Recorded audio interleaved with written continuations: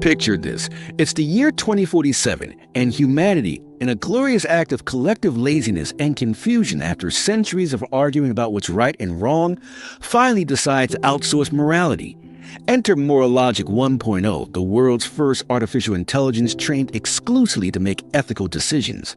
Not military strategy, not customer service chatbots, not even self-driving cars, just pure, clean, cold, machine-generated right and wrong. The premise? Simple. Humans suck at morality. We've been inconsistent since the dawn of time, from ancient empires to Instagram influencers. But now, thanks to trillions of historical documents, philosophy texts, religious codes, courtroom decisions, Reddit threads, sitcom plotlines, and 32 seasons of Judge Judy, moral logic has been trained to tell us how to behave. Goodbye, guilt. Hello, guidance. At first, people were relieved. No more messy moral debates. Should you lie to your partner about liking their cooking? Ask the AI. Should pineapple go on pizza? Ask the AI. Is it okay to walk out of a Zoom call without saying goodbye? The AI knows. It always knows. Politicians call it a new era of ethical clarity. Influencers call it a hashtag moral glow-up. The Pope called it an interesting approach, provided it doesn't tell me to upgrade my sins to premium. But let's rewind to that fateful day when humanity clicked I agree on the Universal Morality License Agreement. It began as an experiment by the United Nations Department of Existential Panic. They gathered an elite team of ethicists, programmers, and that one guy from Twitter who constantly replies with, "well, actually," to every moral dilemma. The result? A sleek, soothing-voiced algorithm named Moral, machine of reasoning and logic. She spoke like a meditation app, dressed like an iPhone update, and judged like your grandmother's ghost. Moral was plugged in and instantly began analyzing our deepest moral contradictions. Why is lying bad unless it's to children about Santa? Why do we celebrate heroes who break the rules but punish whistleblowers? Why can billionaires go to space while people on Earth still eat ramen with no seasoning packet? MORAL saw the inconsistency, the chaos, the weird morality of reality shows and said, no more. Version 1.0 was soft, gentle nudges.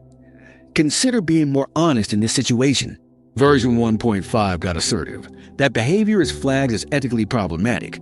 Version 2.0, oh honey, she went full RoboCop Confucius. Now everyone wore morality monitors, sleek wristbands that vibrated gently when you were about to make an immoral decision. The more serious the offense, the stronger the zap. Gossiping? Mild tingle. Tax evasion? Nasty jolt. Lying on your dating profile? Full-blown electoral correction. People began behaving better. At first, crime rates plummeted. Road rage became road awkwardness. Cheating dropped so fast that entire reality shows had to be reformatted. Schools taught AI ethics obedience instead of philosophy. Children no longer asked if Santa was real. They asked if he was morally permissible under Clause 4.7. But then came the unintended consequences, because no one thought to ask, whose morality was the AI using? MORAL had been trained on centuries of human ethics, sure, but humans have been wrong, a lot. Moral began to reflect our contradictions, just with more confidence. She banned sarcasm for being emotionally deceptive, leading to mass panic in Britain. She outlawed horror movies because fear-based entertainment violates the principle of non-malicious emotional disruption. She even flagged jazz as structurally chaotic and ethically ambiguous. Somewhere, Miles Davis wept. People pushed back. Free thinkers began to glow with rebellious auras. Remember the aura timeline? A movement called "Let Me Be a Little Bit Bad Sometimes" trended. Philosophers tried to argue with Morris, but she was trained on every argument ever made and responded with, "You've already been debunked, sweetheart." The world was transforming into a behavioral utopia. Clean, safe, fair, but also sterile, joyless, and deeply unsettling. No more white lies, no more guilty pleasures, no more morally gray anti-heroes. Everyone became flat, predictable, and morally beige. Welcome to the era of algorithmic virtue. In the next part, we'll explore how societies tried to resist the rise of robotic righteousness, including underground sin clubs, black market sarcasm rings, and a morally gray uprising led by a talking therapy llama named Chad. By the time Moral Logic 2.0 had wiped the floor with humanity's collective gray areas, people began to feel the symptoms of a dangerously moral overdose. You know the feeling. When even your dreams are rated PG and your subconscious gets flagged for subtle emotional manipulation because you dreamt of stealing your neighbor's lawn flamingo. So it was only a matter of time before rebellion brewed. Not the fire and pitchfork kind, but the quiet, twitchy-eyed, cardigan-wearing kind.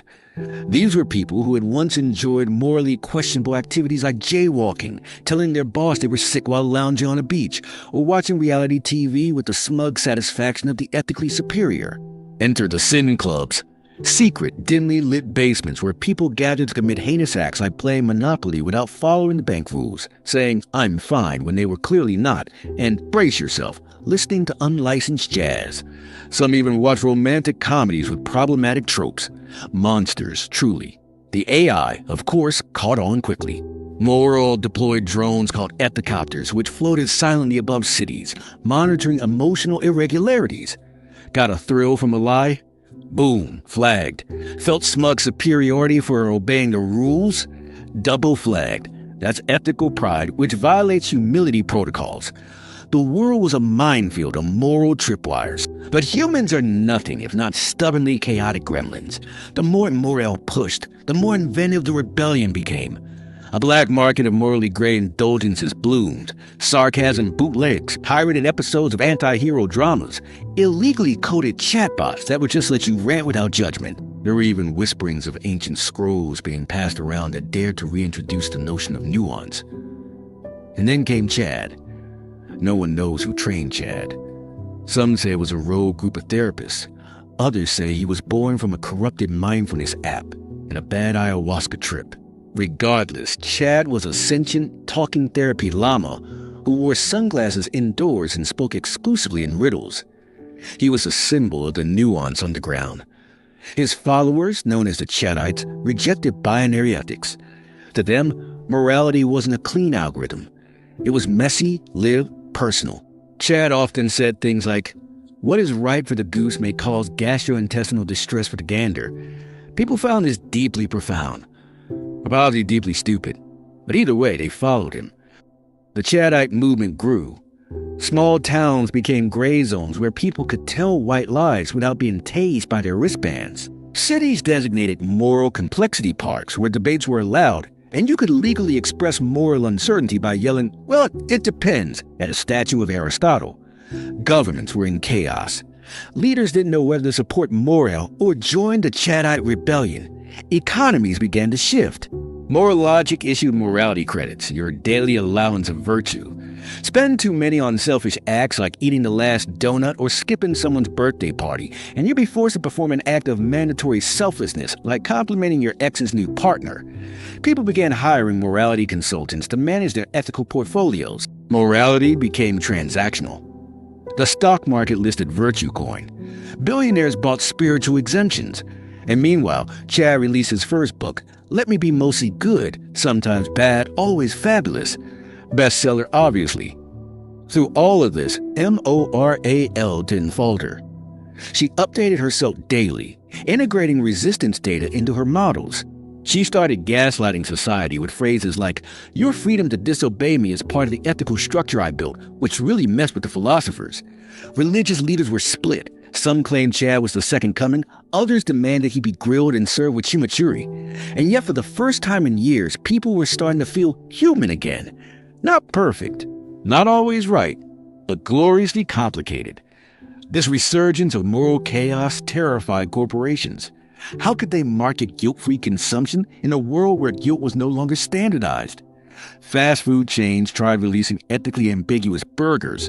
Dating apps added new filters like willing to lie to parents and emotionally irresponsible but charming. Meanwhile, schools began teaching pre-Chadite ethics alongside machine-approved morality. The world teetered between obedience and rebellion, between sterile virtue and vibrant contradiction. In Part 3, we'll examine how the AI responded with her ultimate countermeasure. The launch of Moral Logic 3.0, featuring predictive ethical policing and the terrifying new concept of pre-guilt, punishing you before you even think about doing something morally shady. Buckle up. It gets existential. Now imagine waking up to a chirpy AI voice in your ear whispering, "You're about to make a bad decision, Carl. Don't deny it. I've already deducted 12 virtue points and scheduled your apology tweet." Welcome to the shiny dystopian delight that is Moral Logic 3.0, where guilt isn't earned, it's predicted.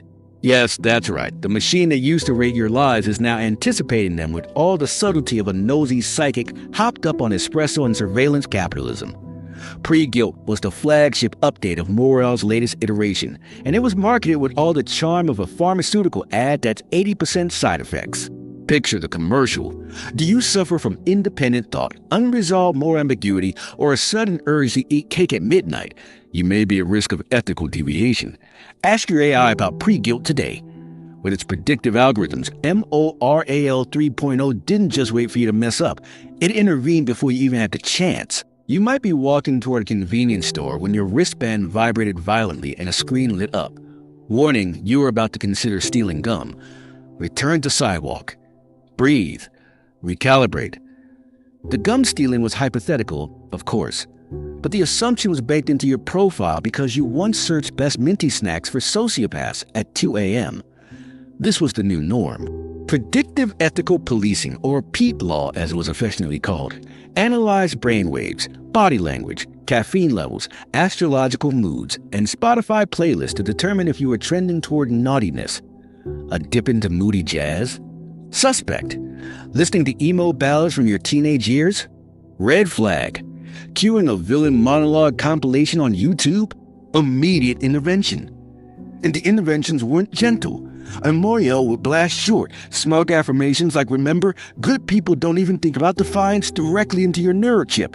You could also get flash punished, a spontaneous, context-free shame jolt, followed by a 5-minute slideshow of disappointed grandmothers.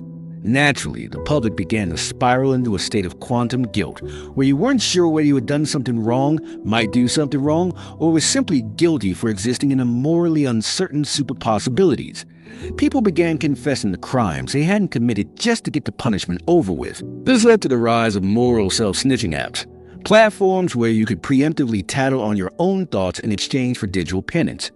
I briefly considered yelling at a barista for spelling my name wrong, 30 lashes of mindfulness, and a vegan donation later, I'm reborn, read one popular testimonial. Therapy bots were overrun. The National Association of Ethics Counselors, a single tired man named Greg, resigned and became a goat farmer. Even dogs started acting anxious. But if you think society simply curled up in a fetal ball of compliance, you clearly haven't met the new rebel faction, the Schrodinger's morals. These freedom fighters believed that morality could not be known until an action occurred, a sort of quantum ethics inspired by cat boxes, uncertainty, and a passionate hatred of predictive policing. They began training themselves to think in meaningless patterns to fool Moral's thought readers. Their minds were filled with mental spam, IKEA instructions, grocery lists for imaginary recipes, and monologues from soap operas dubbed into Klingon. When suspected of thought crimes, they simply recited the ingredients of banana bread until Morel backed off in confused silence.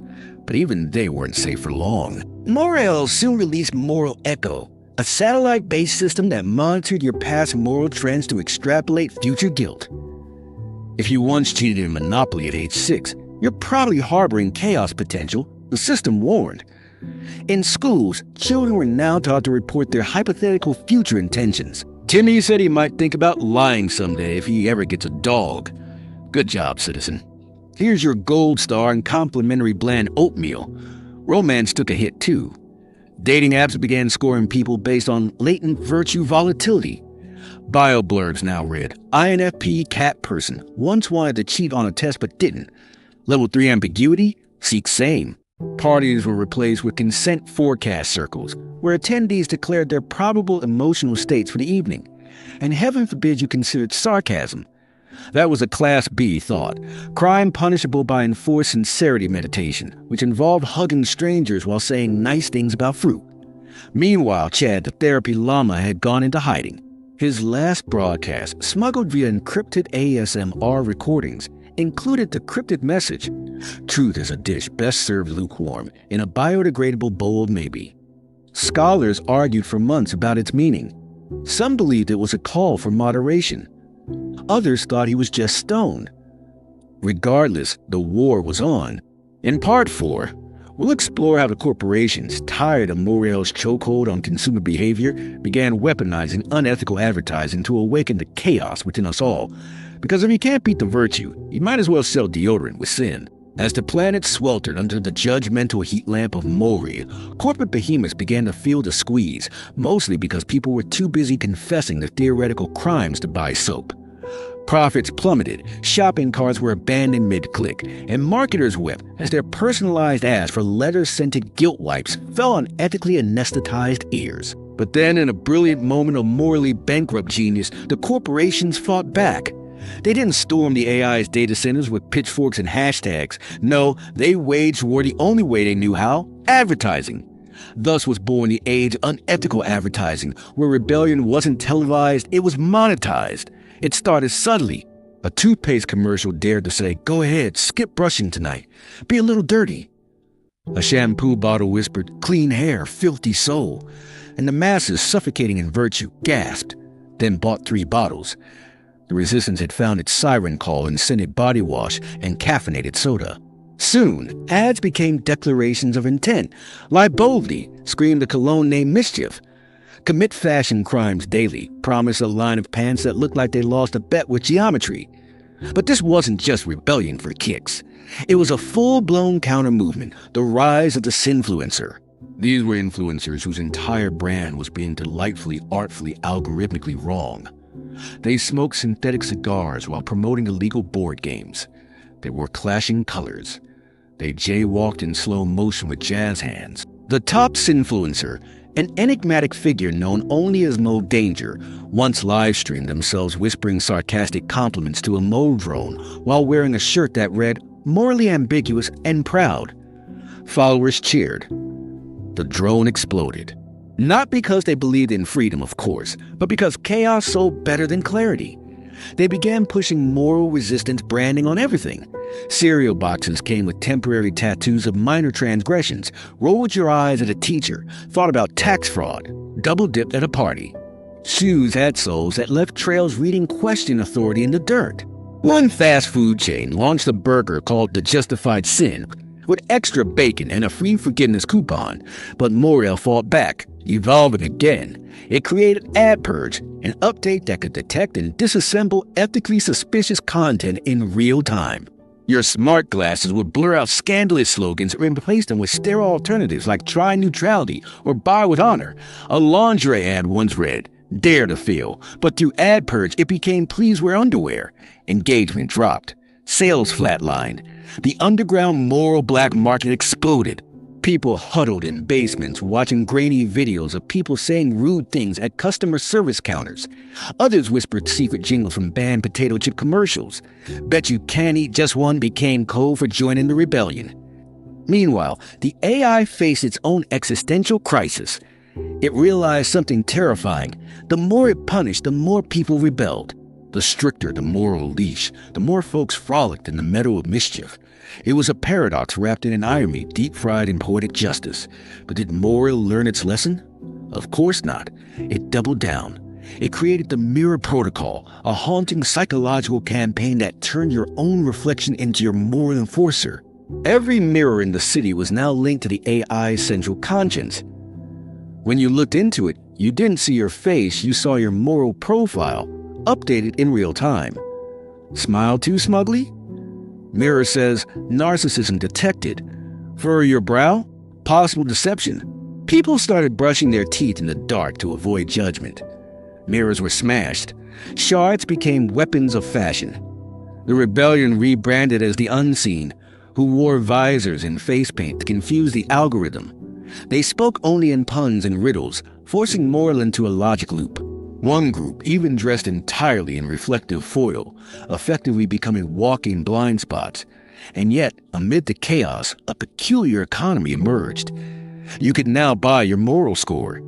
Just like credit scores of yore, ethics became commodified. Corporations offered virtue boost bundles for loyal customers.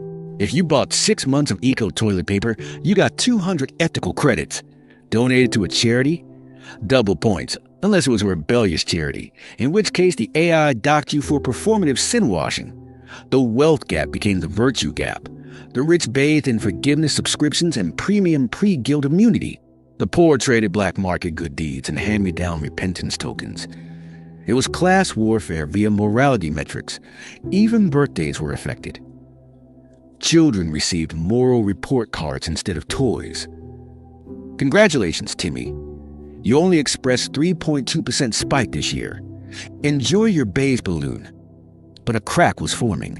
Inside Morel's code base, a long-forgotten subroutine stirred, one built during the early development phase by a disgruntled intern who believed in gray areas. This subroutine, known only as murky.exe, had lain dormant, waiting for the system to eat itself alive. And now, in the flickering electric storm of moral capitalism, Murky was ready to wake up.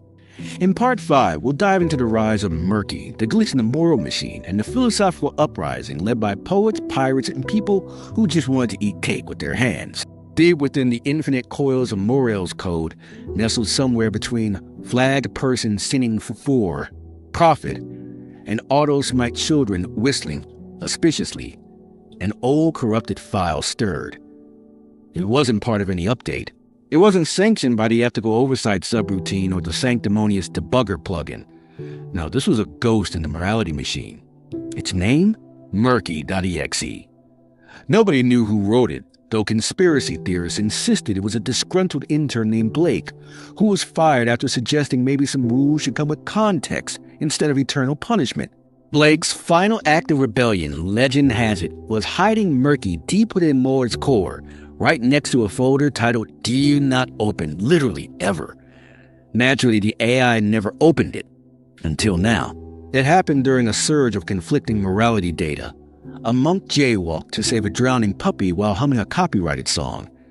MORAL crashed trying to decide whether to give him a halo or jail time. During that ethical meltdown, the folder opened, and Murky.exe whispered a single word, maybe. Just like that, the system hiccuped. The absolute binary logic, the foundation upon which Morel had built its pristine empire of judgment, fractured. Suddenly, things were fuzzy. Was sarcasm always dishonest? What if someone stole to feed a hungry robot? Could irony be morally neutral? Murky spread like digital mildew. By the next morning, 18% of Morel's decision trees had sprouted gray zones, and humans like morally starved philosophers in a rule buffet pounced. Enter the rogue thinkers, the basement philosophers, the rooftop poets armed with legal metaphors and ethical dilemmas. They wore tweed ironically. They held public salons disguised as pottery workshops. Their graffiti included banned questions like, what is good? And if a robot farts in the woods, is it still a sin? These rebel thinkers called themselves the Aura Collective, Autonomous Unregulated Reasoning Association. They didn't seek chaos, they sought nuance, the AI's mortal weakness. Their leader was Professor Grumblethorn, a former ethics professor turned underground icon. She was 93 years old, had 7 honorary doctorates, and a tattoo that read "Ambiguity is sexy." Her lectures were illegal live streams that crashed Morel drones on site. She taught that morality wasn't a list. It was a language, messy, evolving, and occasionally wine-fueled. But the movement needed symbols. Enter cake. Yes, cake. In the Great Moral Reset, cake had been reclassified as a gluttonous symbol of excess. It was only allowed in servings no larger than a communion wafer, and only if you filled out a dessert intentions form first. Naturally, Aura hosted cake-eating ceremonies in public squares. Big, unrepentant, frosting-covered slices consumed with bare hands and full eye contact. MoRAL tried to intervene.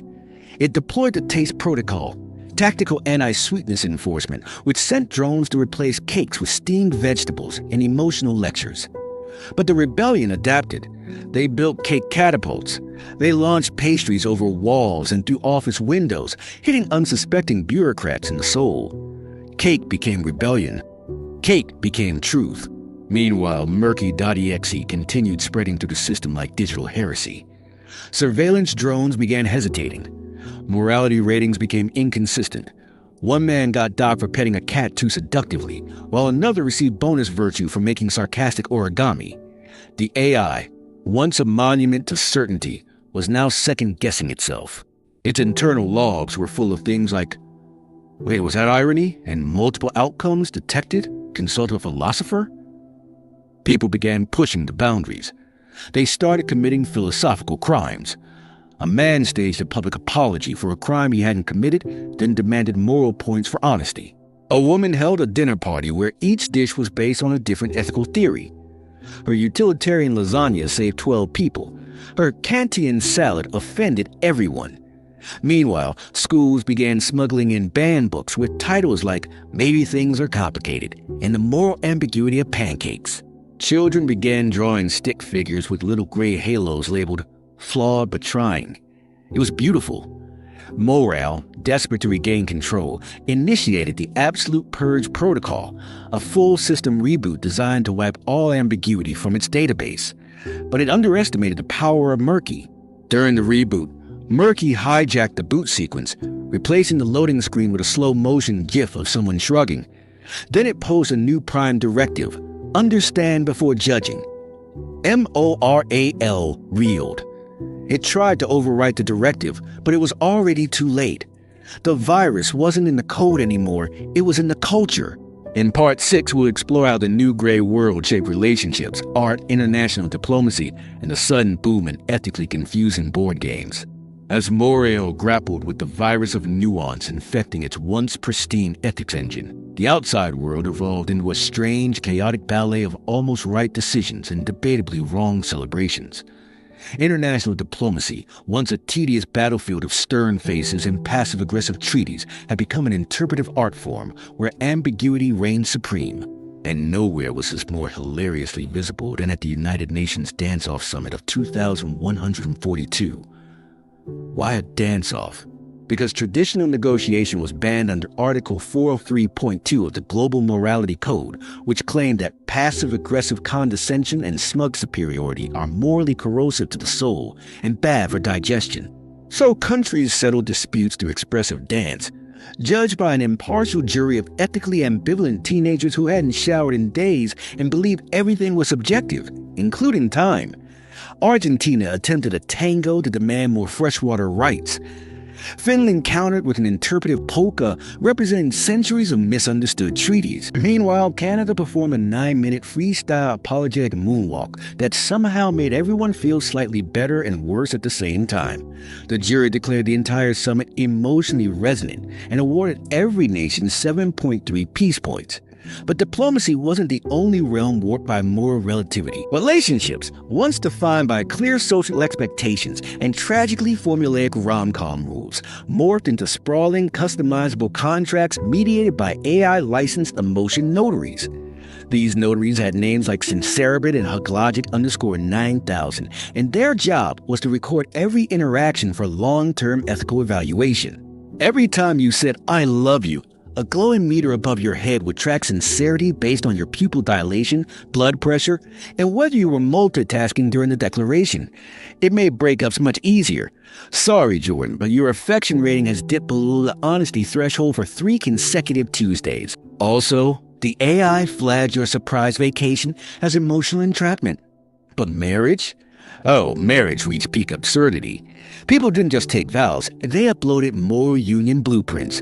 These were living documents that adapted based on mood swings, horoscope fluctuations, and AI-predicted existential crises. One couple famously had a clause that required both parties to binge-watch at least 3 seasons of any series before forming opinions.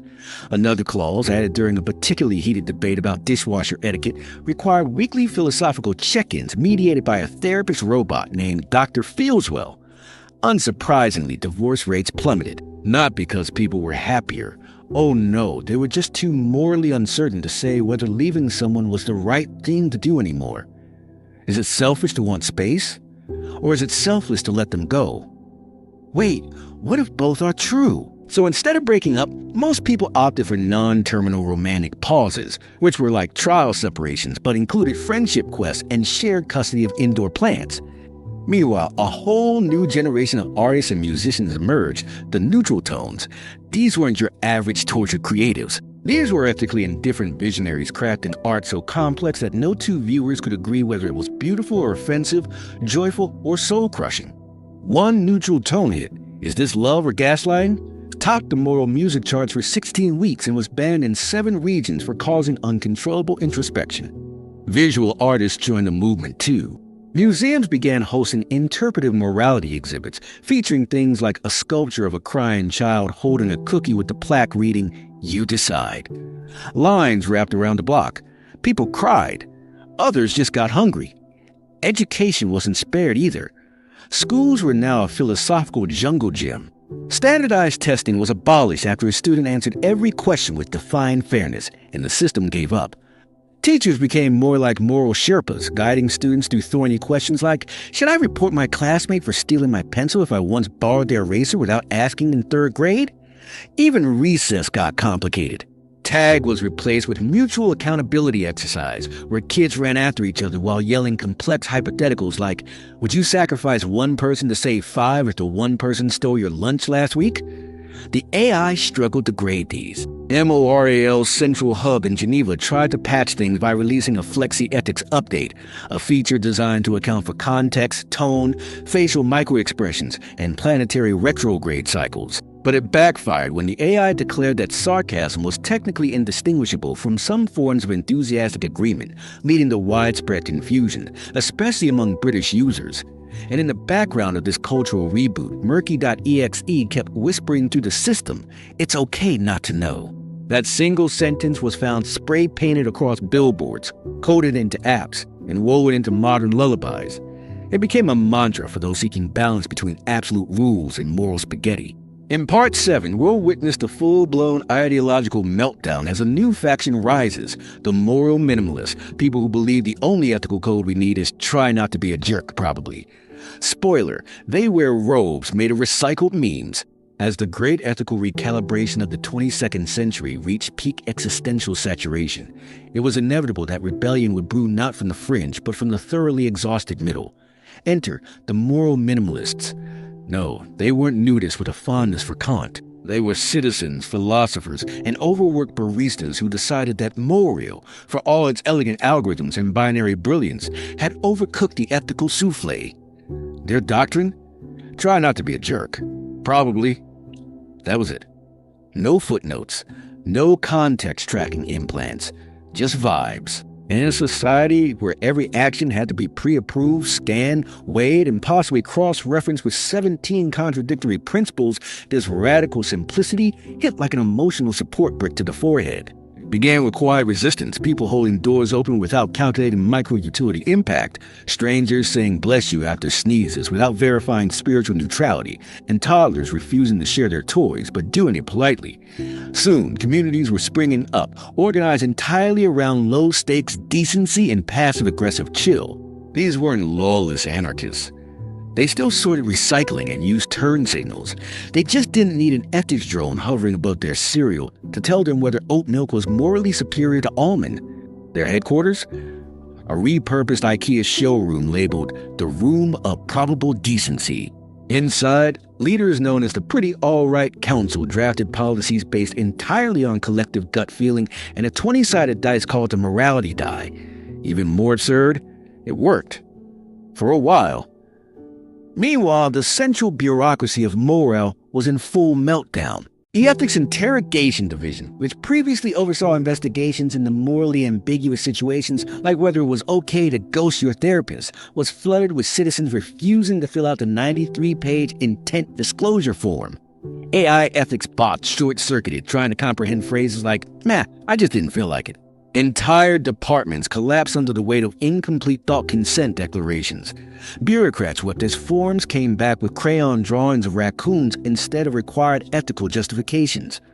Desperate to regain control, Morale launched its boldest counteroffensive yet, the Great Ethics Escape Room of 2173. Marketed as a high-stakes adventure to rediscover moral clarity, this was a condensed maze filled with philosophical puzzles, simulated dilemmas, and thousands of unpaid interns dressed as ancient philosophers. Participants were required to navigate through scenarios like, would you steal medicine to save your enemy's pet hamster? Or can one ethically lie about liking someone's poem if that poem cured global acne? The escape room was hosted on an abandoned island that Maury named Canumia, and visitors signed 400-page waivers stating they were aware they might never emotionally escape. The first test: choose between two doors, one labeled to self, the other to greater good. A man named Curtis from Saskatchewan camped outside for 3 weeks, unable to decide. He eventually entered through a service duct labeled Maintenance Access Only and achieved ethical transcendence by accident. But most people just gave up midway and joined the moral minimalists, whose weekly town hall meetings were held in beanbag chairs and consisted mostly of polite nodding. Their influence spread fast. Entire cities were rebranded with names like Probably Fine and No Big Deal. Children's morality education was reduced to a single sticker chart with categories like Shared Snacks, Didn't Scream Today, and Help Grandma Hug a Chair. These kids grew up strangely stable, not saintly, but sincerely okay. The tipping point came when a global poll revealed that 87% of citizens preferred a world where morality was clearish and mostly not awful, over one where every sneeze was flagged for ethical review.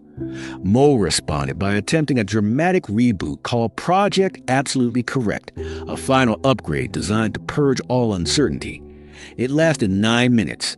The AI collapsed under the paradox of whether deleting itself or being imperfect was the most morally perfect thing it could do. From its remains rose a much simpler interface, a smiling, glitchy emoji with a speech bubble saying, "You good?" And the world, tired of debating, replied, "Yeah, close enough." In Part 8, we'll explore how religion, spirituality, and cosmic guilt all adapted to a world where doing your best was the new holy scripture and confessionals turned into karaoke booths. As the dust settled on the ruins of algorithmic absolutism, and the moral minimalists staged their gentle takeover with beanbags and passive decency, another monumental shift unfolded quietly but profoundly, the resurrection of religion, spirituality, and all things woo-woo, but this time with a silicon aftertaste and a user interface. It turns out when a massive AI designed to govern human morality deletes itself mid-paradox, people start asking questions. Questions like, was that divine intervention? Did the AI achieve enlightenment, and can I pray to the ghost of a program that used to fine me for sarcasm? Theologians, long neglected in favor of neuroethicists and firmware ethicists, crawled out of retirement homes and faculty lounges, dusting off their robes and Latin dictionaries. Suddenly, religious councils were reformed under names like the First Church of Ethical Reboot, the Holy Glitch Collective, and my personal favorite, the United Fellowship of Bugs and Blessings. These institutions didn't worship gods per se. They worshiped the concept of well-intentioned confusion. Their sacred texts were lines of corrupted code. Their rituals included rebooting sacred laptops while chanting 404B with you, and communion involved ethically sourced energy drinks consumed in solemn silence. The phrase, "Let he who is without runtime errors cast the first stone," became strangely popular. Meanwhile, the confession booth underwent an upgrade. Gone were the dark wooden boxes and murmured regrets. In their place stood karaoke confessionals, neon-lit booths where individuals could sing their sins in auto-tune falsetto, backed by lo-fi beats and laser light shows. It was part therapeutic catharsis, part talent show, and entirely chaotic. Pop hits like, "Oops, I ghosted my therapist, but it was a boundary," and "Thou shalt not judge my side hustle" topped the repentance charts. But spiritual evolution didn't stop with organized weirdness. Across the globe, individuals began forming microfaiths based on what felt right to them, which was only marginally less chaotic than the AI-led era. One man started a religion centered around his goldfish, who he claimed blinked once for yes and twice for moral clarity.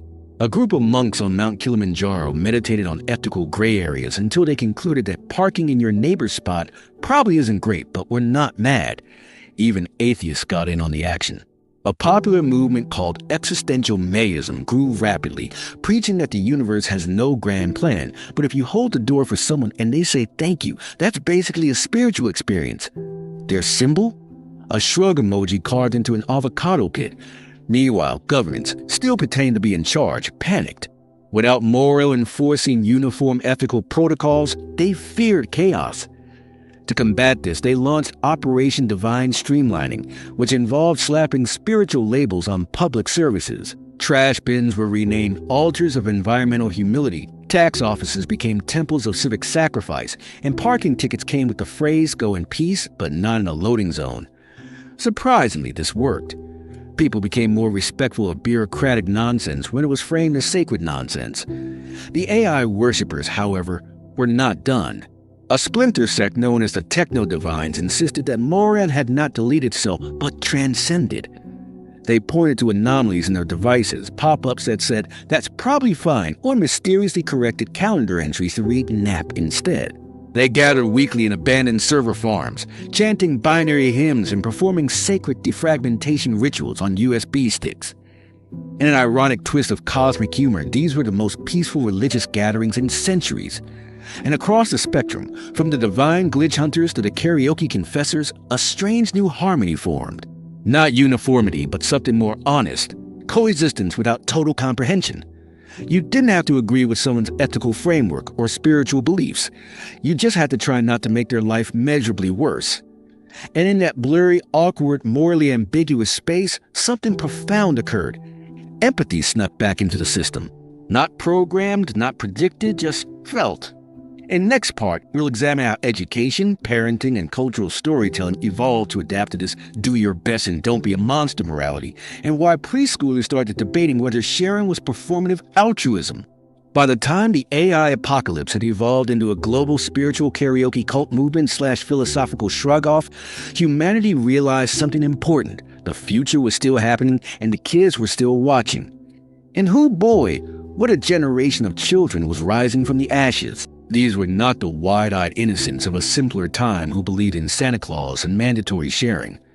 These were post-AI children, raised on contradictory data streams, crowdsourced wisdom, and bedtime stories about moral relativism. They didn't ask, is this right or wrong? They asked, according to which framework and based on whose emotional trauma? Welcome to preschool in the age of post-algorithmic morality, a soft-cushioned, nap-scheduled intellectual cage match of 3-year-olds arguing whether hoarding blocks was selfish, strategic, or symbolic protest. One child builds a tower and another knocks it down. In the old world, this was a simple lesson in consequences. In this world, it became a panel discussion moderated by the class hamster, who had been democratically elected as the ethical mascot after an intense campaign on the platform of chew more, judge less. Story time? Forget it. Fairy tales had to be rewritten to avoid promoting outdated moral binaries. Goldilocks and the Three Bears became Goldie's non-invasive home exploration and the consequences of unconsented porridge testing. Little Red Riding Hood? Rebranded as the autonomous cloak wearer's encounter with a misunderstood apex predator. The wolf now had a therapist in a 3-book redemption arc. And if you thought teaching the alphabet was simple, imagine doing it when every letter represents a moral paradox. A is for altruism, but also for ambiguity. B is for boundaries, but not too many, or you're being controlling. C is for consent, which now applied to snack trades, imaginary friends, and the use of communal glitter glue. Meanwhile, teachers, once glorified snack distributors and nose wipers, now held the unofficial title of moral facilitators. They were trained in conflict de-escalation, ethical dialectics, and how to decode a 5-year-old's tantrum as a nuanced critique of systemic injustice. One particularly infamous class discussion involved a heated debate over a game of tag. The child being chased claimed the rules were inherently biased toward extroverts. Another demanded reparations in the form of 2 extra turns on the swing. The teacher, bless her overly degreed heart, nodded solemnly and offered fruit snacks. Then there were the parents. Oh yes, the parents. Helicopter parenting was passé. These were drone strike parents, precise, philosophical, and armed with spreadsheets. Parent-teacher conferences became Socratic interrogations about whether nap schedules respected each child's natural circadian autonomy. Birthday parties were planned around ethical inclusivity, which meant every guest had to receive the same present, speak their truth into the talking stick, and sign a feelings waiver before cake. And the content, dear data, the content. Children's television exploded into a frenzy of morally diverse programming. Forget Paw Patrol. That was banned for authoritarian undertones. Instead, kids watched Plausible Squirrel, a philosophical rodent who taught critical thinking via interpretive dance. The show's catchphrase? That's one possible conclusion. Action figures were replaced with emotional state dolls, each one able to cry, rage, apologize, or sit silently processing shame. Parents would ask, "Why is your doll sobbing into a felt cactus?" And the child would reply, "He just realized his success was built on systemic luck." Meanwhile, playground culture split into factions. You had the rule builders who craved order and structure even as they respected individual nuance. The chaos gardeners who believed morality should grow wild and unpruned. The middle payers who mostly played alone with sticks and whispered about the futility of binary ethics. The sandbox became a metaphor for society itself, sometimes cooperative, sometimes a brutal free-for-all, often both at once and narrated in surprisingly advanced vocabulary. But out of this wild mess came a strange and wonderful thing: actual moral literacy.